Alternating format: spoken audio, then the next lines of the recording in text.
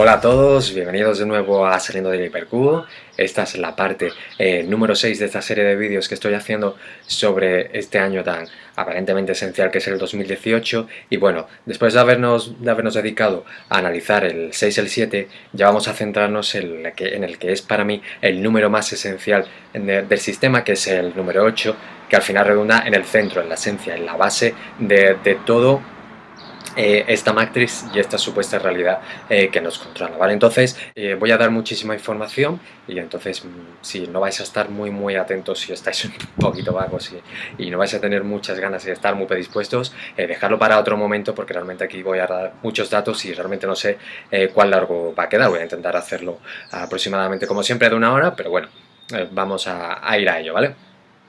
Vamos a ver algunos ejemplos de cómo el 8 es muy importante en el sistema, ¿vale? Empezando por la Biblia, que en la Biblia encontramos, como ya dijimos en otras partes, que fueron 8 personas las que empezaron ese nuevo ciclo después del diluvio, ¿vale? Con la familia de Noé, que se encontraba Noé, y 7 personas más, ¿vale? Que fueron 8 salvados de las aguas. Esas 8 personas salvadas de las aguas ya nos está dando una idea de cómo la numerología es importante en el sistema y redunda al inicio, ¿vale? Al inicio y también al final, porque al final el 8 es el número del infinito, es el número de esa serpiente que se muerde la cola y de esos ciclos que se van regenerando cada X tiempo. Aquí, por ejemplo, en este capítulo de Pedro 3, en el versículo 21 se nos relaciona con el bautismo, porque pone que el bautismo que corresponde a esto ahora nos salva, ¿vale? Y está relacionado también con la resurrección de Jesucristo, como aquí pone. Al final, el agua está relacionado con el inicio y también la resurrección está relacionada con el inicio, porque es un nuevo ciclo, es una nueva etapa, ¿vale? Esto lo iremos viendo durante este vídeo. También en Pedro 2, capítulo 2, ya se nos dice que y si no perdona al mundo antiguo, sino que guarda a Noé, pregonero de justicia, con otras 7 personas, trayendo el diluvio sobre el mundo de los impíos. Aquí se está hablando que el diluvio es una forma de limpiar, de regenerar, de un nuevo ciclo, de eliminar todo lo malo y de dejar solo lo bueno, ¿vale? Para esos supuestos elegidos que van a empezar ese nuevo ciclo. Eso también significa el 8, es una forma de destruir y regenerar, ¿vale? Por otra parte, tenemos que, según la tradición hebrea, a los 8 días de haber nacido un varón se tiene que circuncidar, ¿vale? Eso aparece aquí como pone en Hechos y en Levíticos, pero encontramos otros muchos ejemplos en la Biblia, ¿vale? En Éxodo 22 se relaciona esa circuncisión del primogénito con las cosechas, porque al final se supone que es dar la primicia son los primeros frutos, no solamente del campo y de la tierra de la naturaleza, sino también de una familia. Entonces aquí pone: no demorarás la primicia de tu cosecha ni de tu lagar, me darás el primogénito de tus hijos. Lo mismo harás con el de tu buey y el de tu oveja. También se refiere a las crías del ganado, ¿vale? Por 7 días está con su madre y al 8º día me lo darás. Vale, aquí por ejemplo, esto lo digo para que quede claro, porque en esa estructura de sumisión jerárquica a esa supuesta entidad se tiene que dar todo lo que se genera en este mundo material al primero, ¿vale? Y eso es lo que nos quiere decir que nosotros no somos nadie, y por mucho que trabajemos en la tierra, que consigamos bienes materiales, es él el que decide y es a él al que le debemos rendir pleitesía de todos los que conseguimos en este mundo del que él se considera el dueño y señor. En este capítulo de Lucas, por ejemplo, también se relaciona el 8 con Jesús, que fue también circuncidado al 8º día, y es en el momento que fue presentado en el templo, ¿vale? En este diagrama, por ejemplo, vemos esa estructura de 7 días que estará con su madre, y al 8 conlleva el proceso de circuncisión, que es el momento en que se da a Dios, se hace como una especie de renovación de un pacto, y ese pacto es el pacto de Dios con Abraham. Los pactos al final lo que indican son regeneración de ciclos, ¿vale?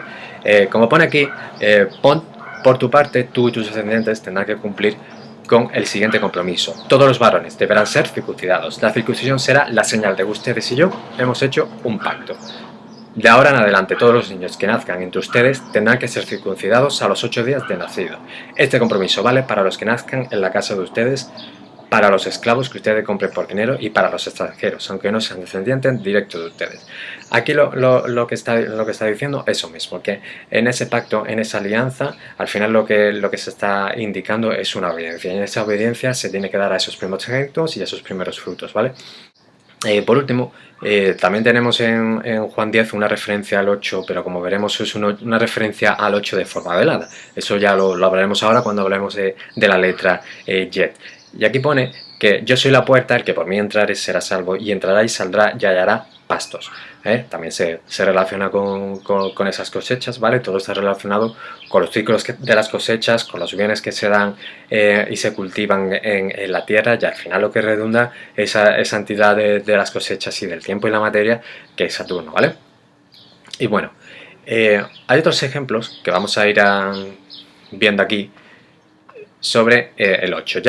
Ya vimos y ya hablamos que el 8 al final lo que representa es esa serpiente que se muerde la cola, ¿vale? Es ese número del infinito, de los ciclos que se generan. Es mucho más común verlo con forma circular. Aquí tenemos muchos ejemplos y como vemos aquí hay muchas referencias en algunos de ellos, como vemos aquí a la derecha, donde hay un laberinto y un ojo, hay una referencia al centro, porque es desde ese centro de donde se genera todo ese ciclo, ¿vale?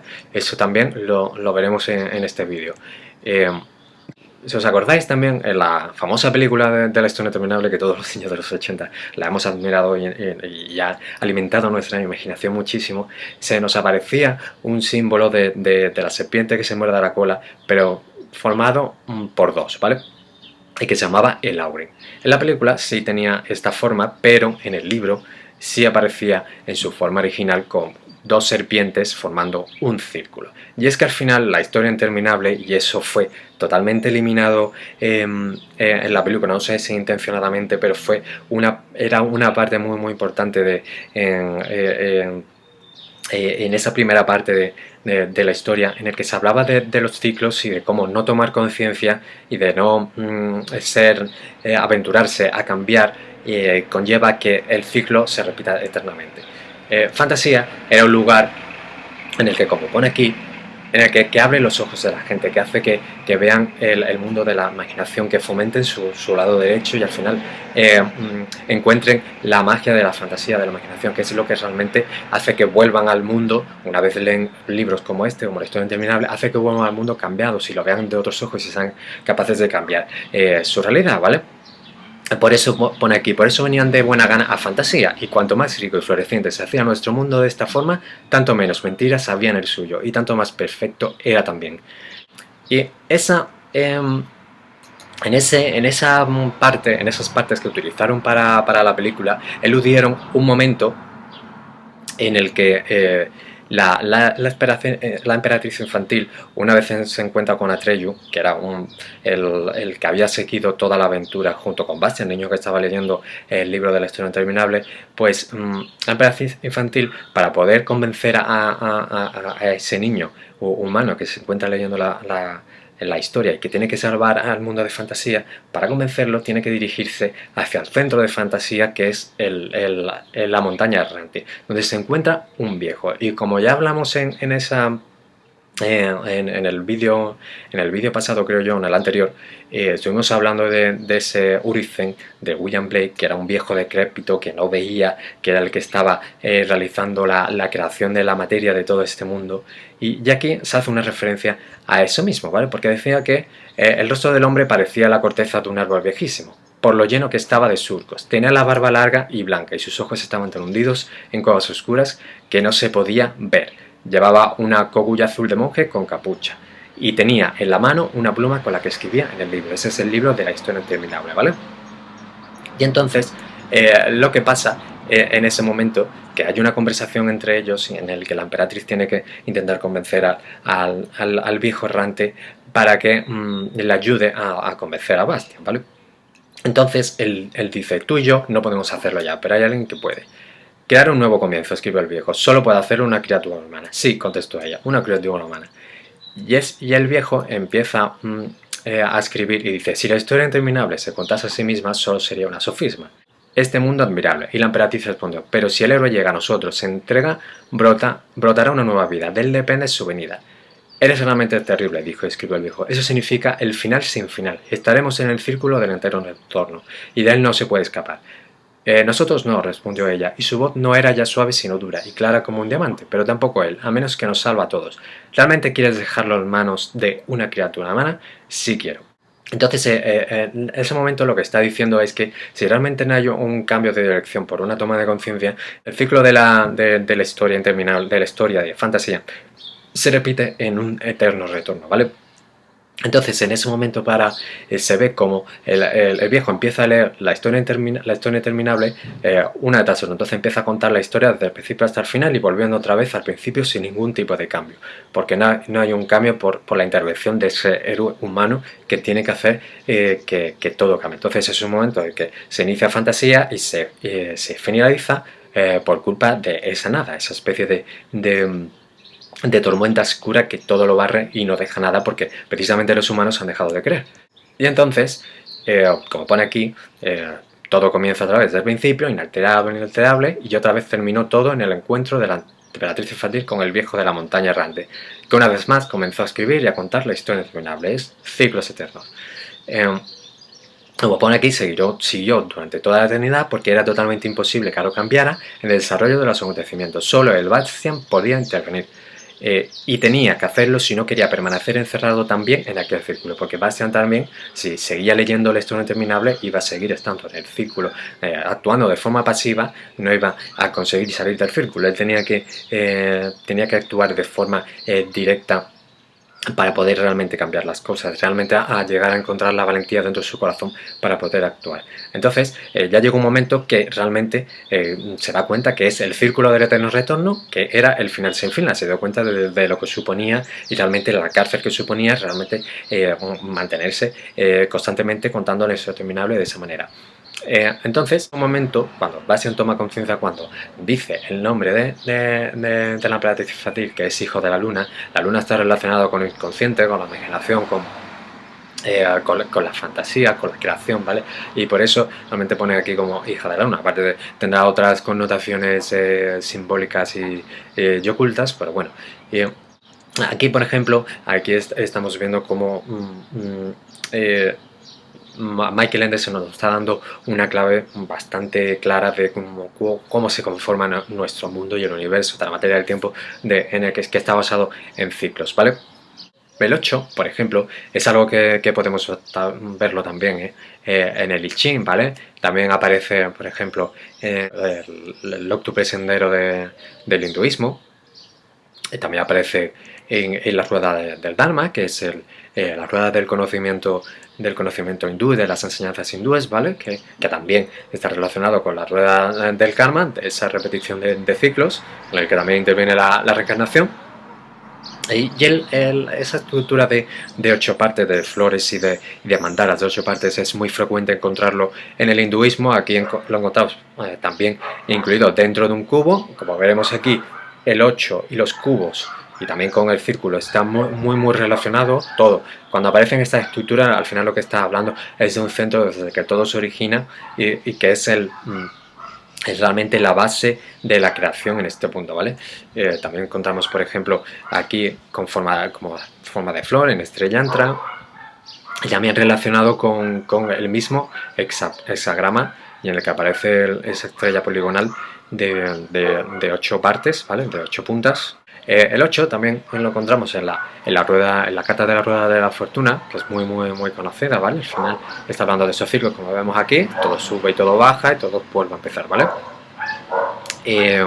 También el 8 es la carta en sí de la justicia en el tarot, y que como vemos aquí aparece una especie de estrella de 8 puntas, también aparece un hipercubo con 2 cubos, y también está relacionado con el símbolo de cáncer. La justicia, el 8 se relaciona con la justicia porque lo toman como un número que es equitativo, que equilibra, ¿vale? Es como si fuese 4 y 4.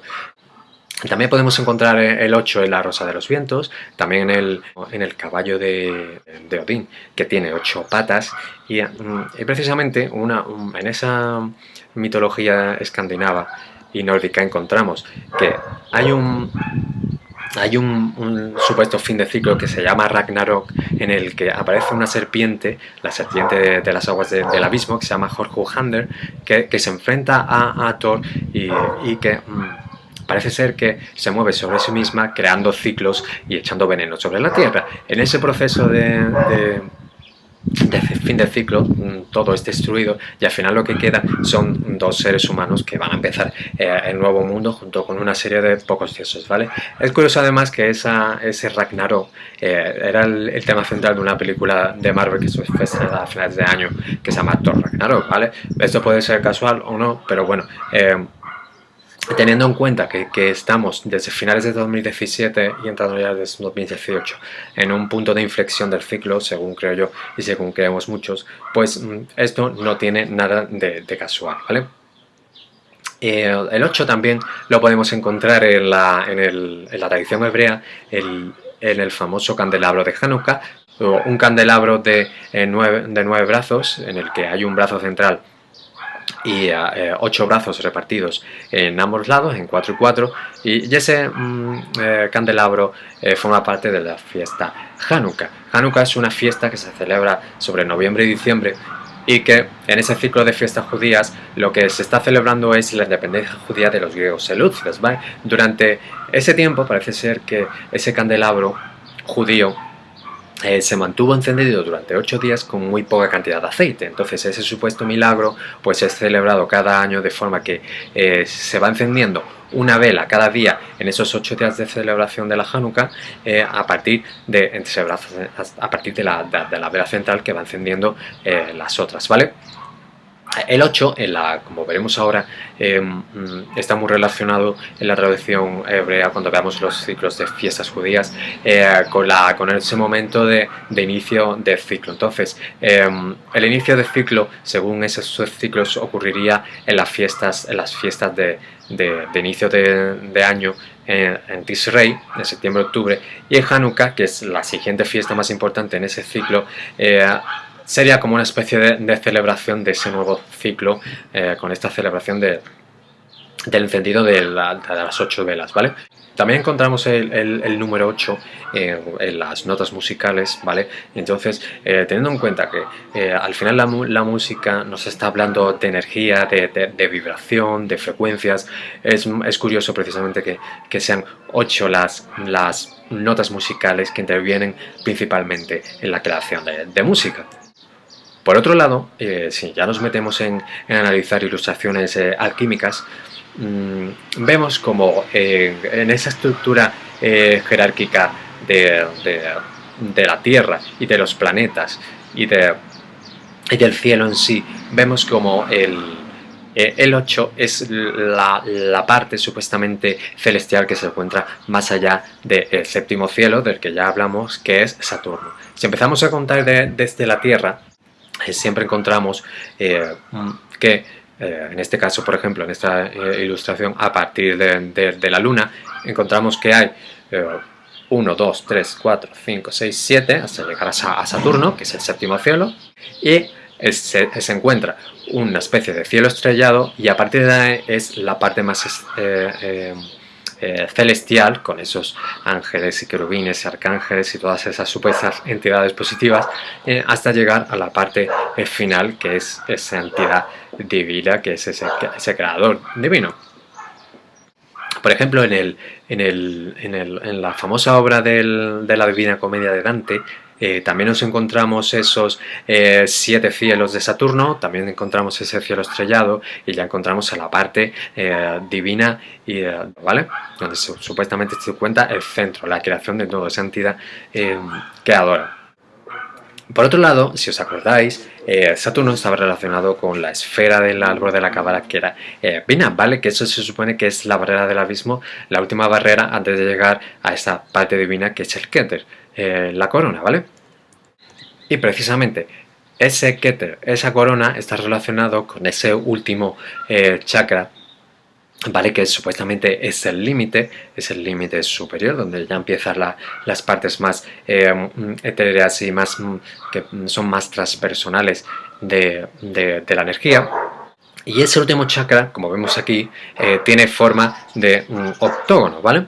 y ese octógono está formado por dos cubos y al final remite al hipercubo. Y esto, como ya he dicho antes, da una idea de cómo quizá los chakras, más que ser unas ruedas de energía positiva, quizás sean una estructura de marcaje y que delimitan y controlan al ser humano de alguna manera. Esta habría que analizarlo mucho más intensamente y delicadamente en otras partes, pero bueno, quizá sea algo que haya que tener en cuenta y para empezar a entender qué es lo que realmente son los chakras y qué constituye. La verdad que con este simbolismo, la verdad que no nos dan una idea nada buena de lo que realmente son. Ese séptimo chakra, por ejemplo, también lo encontramos en el caduceo de Mercurio, ¿vale? Ese caduceo de Mercurio al final redunda con esas serpientes en el 8, ¿vale? Y lo contamos también en muchas ilustraciones alquímicas y ese caduceo al final es el símbolo del caduceo, la vara de Hermes. Esa vara de Hermes es un símbolo del comercio, se ha relacionado muchísimo con la medicina, pero realmente es el símbolo del comercio. Y precisamente es el comercio o una de las trampas que conforman este mundo material extra matrix y forma parte de nuestra esclavitud. Y como ya hablé en Desenmascarando el origen de la oscuridad, Hermes es una especie, uno de los disfraces de esas entidades supuestamente mensajeras de los dioses que transmiten información de la mente, de ciertos conocimientos que han hecho que el ser humano sea hoy como es. Entre ellos el comercio, las matemáticas y la geometría, por ejemplo, la arquitectura, la agricultura y otra serie de enseñanzas, incluso conocimientos mucho más ocultos. Y ahora vamos a centrarnos en el hinduismo porque según estas enseñanzas el tiempo y la creación está estructurado de forma cíclica en lo que se llama los kalpas. Un kalpa es un día en la vida del dios Brahma, que es la entidad suprema del hinduismo. Y ese kalpa está formado por 14 manvaratas, que son supuestamente las edades de Manu. El número 14, lo podéis desglosar como el 2 por 7, entonces esa estructura cíclica está formado por el 7, como del que también hemos estado hablando en anteriores vídeos, ¿vale? Este día de Brahma está formado por 4.320.000 años, ¿vale? Que es un Mahayuga, que es un ciclo de 4 yugas, y entonces un kalpa estaría formado por 1.000 Mahayugas, ¿vale? Actualmente nos estaríamos en el séptimo Manvarata del presente día de Brahma, ya hay que entender que en ese día de Brahma tiene un día y una noche, de forma que el día es el proceso de creación y cuando llega la noche es el proceso de destrucción hasta que empieza otro nuevo día, ¿vale?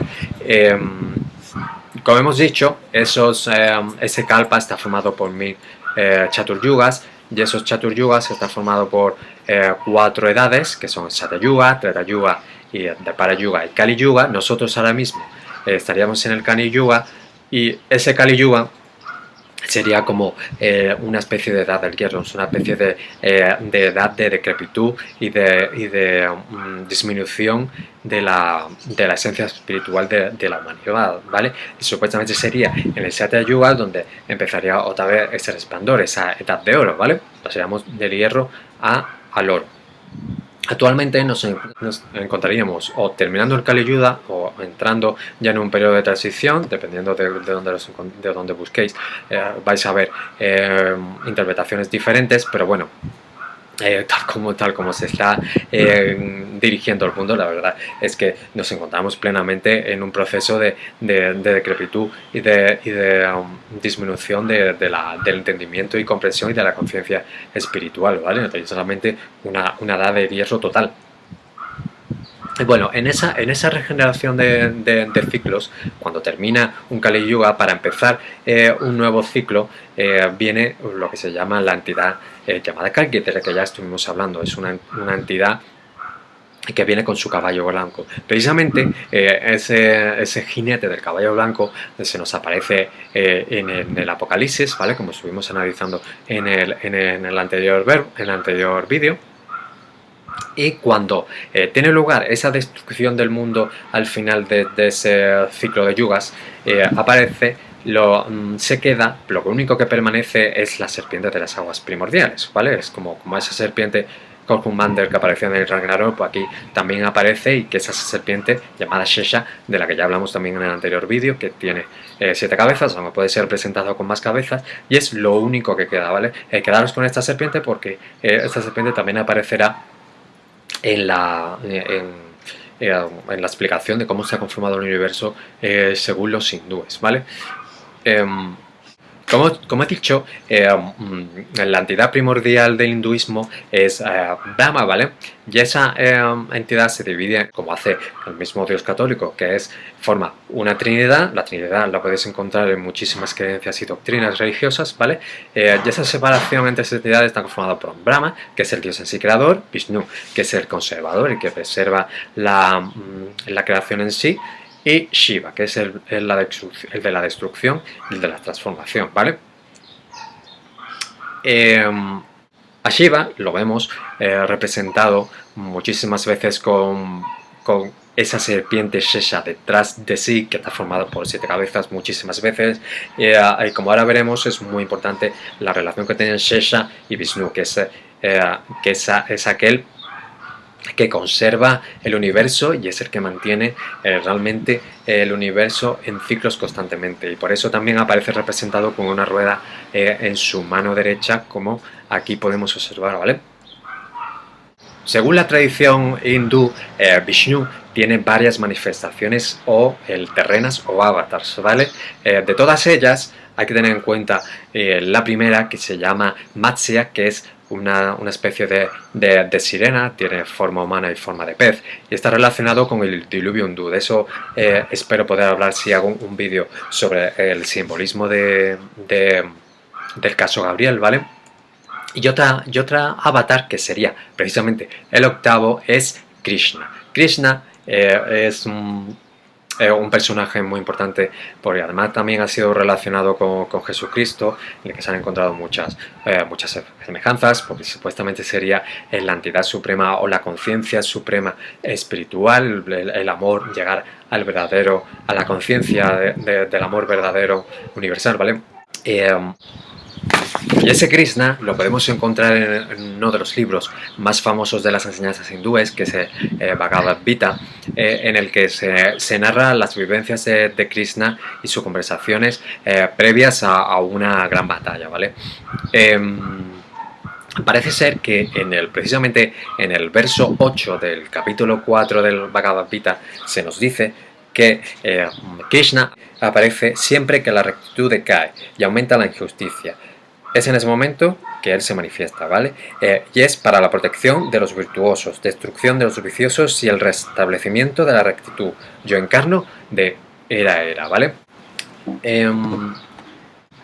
Y en el capítulo 8 del Bhagavad Gita, precisamente, se nos dice cómo alcanzar al Supremo, ¿vale? Y son las claves y el trabajo espiritual que hay que realizar para salir del mundo material y alcanzar el estado supremo de conciencia de Krishna, ¿vale? De manera que si no se cultiva la adecuada conciencia, y por muy bueno que se haya sido, si no se llega supuestamente a los niveles que hay que llegar de evolución espiritual, supuestamente, al morir alcanzarías diferentes niveles de planetas o estados de conciencia o locas, ¿vale? No sé, se denominan a los planetas o lugares espirituales, y después de un tiempo se vuelve a reencarnar, ¿vale? No se llegaría al nivel superior de la conciencia de Krishna. ¿Y cuál es esa estructura de la conciencia de Krishna? ¿Cuál sería la división entre el mundo espiritual y el mundo material según el hinduismo? Pues como vemos en este esquema, en la parte superior sería el lugar divino donde vive Krishna, que se llama Vrindavan, o también llamado Goloka Vrinpadana, ¿vale? Que es la morada más alta de Krishna, donde existe una especie de paraíso del Edén, donde vive Krishna con su consorte, lleno de animales y muchas vacas, ¿vale? En la parte superior sería lo que es el Vaikuntha Loka, que supuestamente sería el lugar donde mora Vishnu. Recordad, como he dicho antes, que Krishna sería un avatar o manifestación de conciencia amorosa de Vishnu, ¿vale? Pero la parte más exterior sería como el lugar donde se encuentra Vishnu. Y Vishnu, precisamente en este lugar, se encuentra lo que es durmiendo el sueño de Maya, el sueño de la ilusión de la creación, ¿vale? Es en este lugar donde al dormir Vishnu respira y emana diferentes burbujas de creación, y cada burbuja de modo fractal representaría un universo, y una de esas burbujas o universos la podemos encontrar abajo, ¿vale? Y ahora lo vamos a ver de forma mucho más detallada, de manera que Vishnu en cada bola del universo, en un avatar concreto, se encuentra durmiendo sobre precisamente Sesa, sobre la serpiente, y del ombligo de Vishnu saldría una flor de loto en la cual se encuentra, que sería la flor o morada de Brahma.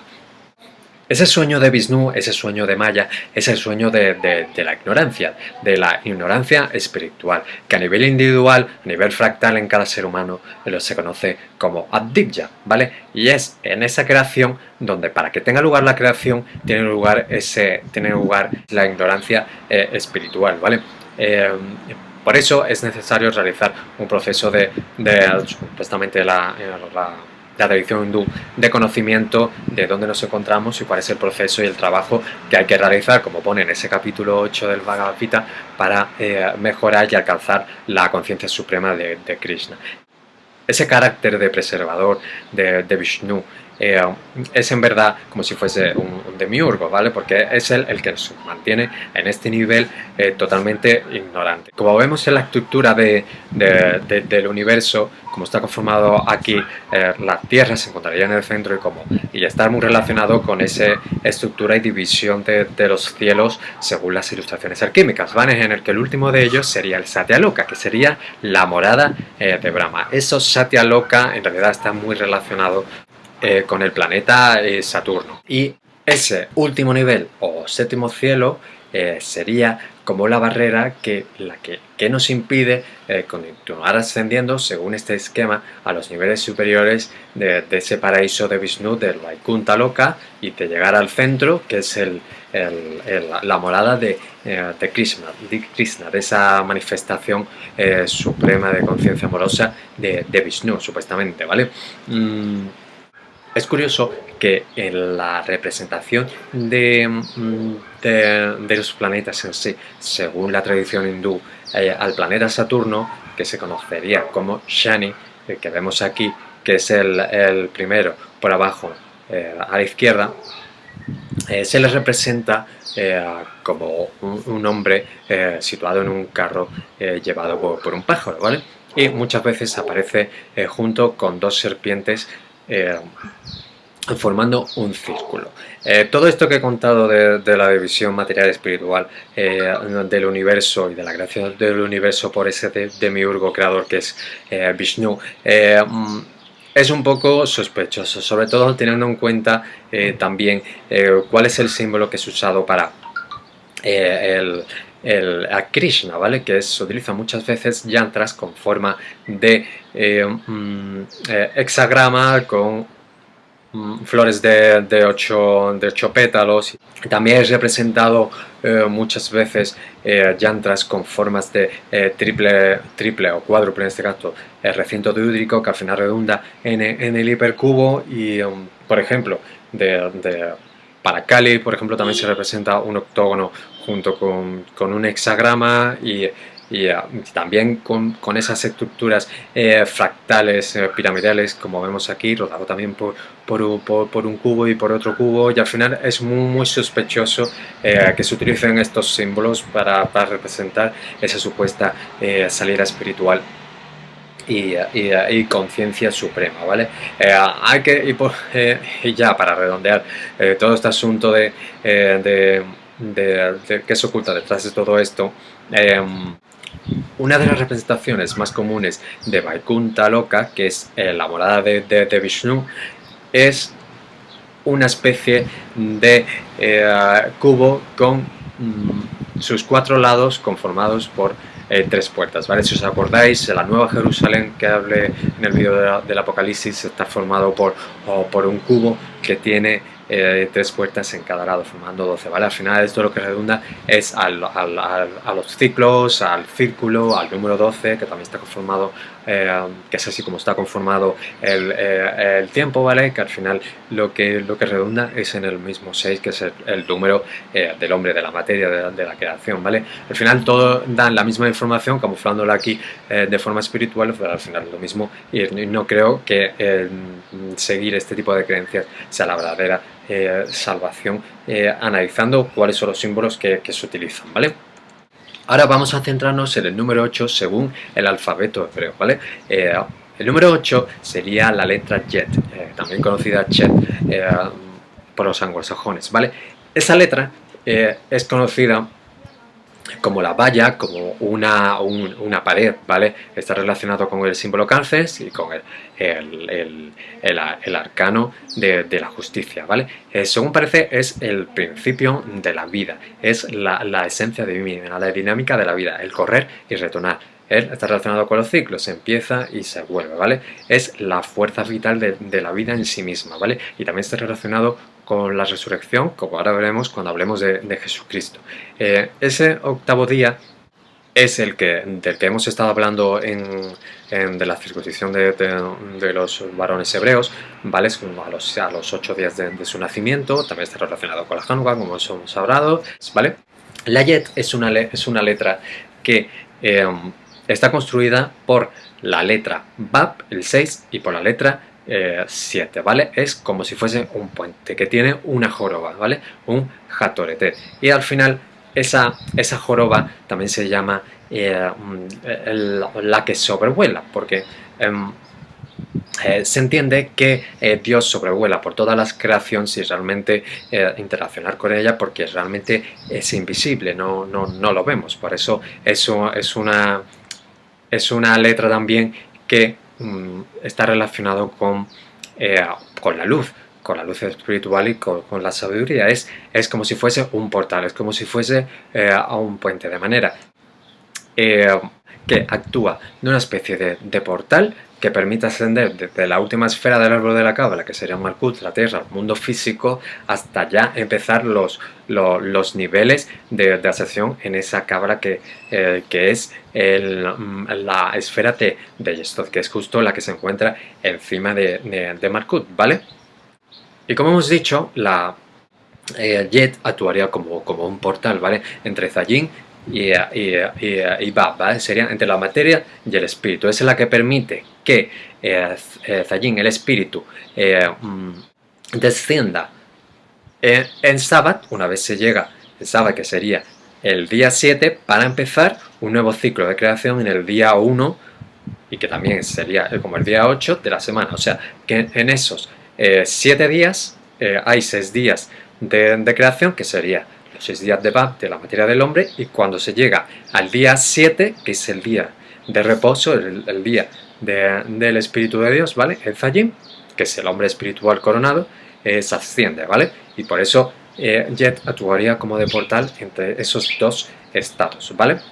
Y esto también es algo de lo que hablamos en anteriores vídeos, cuando hablamos de esos 6 días de creación en el Génesis, con ese último día de descanso, ¿vale? Esa especie de estructura de puerta del 8 de Yet también lo podemos encontrar con el ciclo solar de los solsticios de invierno y de verano, que representarían los signos zodiacales de Cáncer y Capricornio. Capricornio, como hablaremos en el próximo vídeo, es muy importante para este año 2018, ¿vale? Entonces, de manera que el paso entre un solsticio y otro, que también está relacionado con los dos Juanes, con San Juan Evangelista y San Juan Bautista, pues el paso de esos dos estados de vías, ¿vale? Se refiere a partir de la puerta de los dioses, que es el solsticio de invierno, y que es San Juan Evangelista, y la otra, que es la puerta de los hombres o la puerta del infierno, que es el solsticio de verano, de manera que se pasaría del estado material al estado espiritual a través de esa letra que sería el 8, a través de ese portal, ¿vale?